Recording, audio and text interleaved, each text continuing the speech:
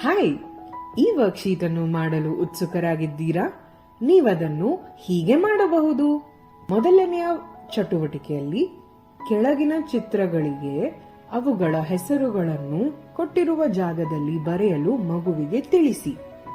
ಎರಡನೇ ಚಟುವಟಿಕೆಯಲ್ಲಿ ನೀವು ಮತ್ತು ನಿಮ್ಮ ಮಗು ಕೆಳಗಿನ ಚಿತ್ರದಲ್ಲಿರುವ ವಿವಿಧ ವಸ್ತುಗಳ ಚಿತ್ರವನ್ನು ಕತ್ತರಿಸಿ ಆ ವಸ್ತುಗಳು ಇರಬೇಕಾದ ಕೋಣೆಗಳಲ್ಲಿ ಅಂಟಿಸಲು ಸಹಾಯ ಮಾಡಿ.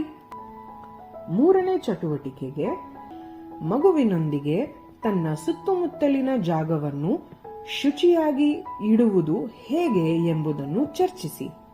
ಮನೆಯಲ್ಲಿಯೇ ಮಾಡಬಹುದಂತಹ ಸುಲಭ ಕೆಲಸಗಳನ್ನು ಮಾಡಲು ಹೇಳಿ.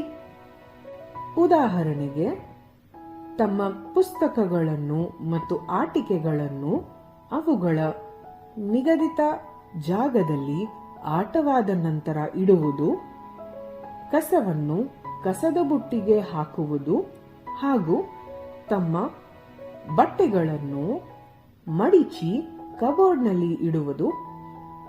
ಹೀಗೆ ಬೇರೆ ಬೇರೆ ಉದಾಹರಣೆಗಳನ್ನು ಚರ್ಚಿಸಿ.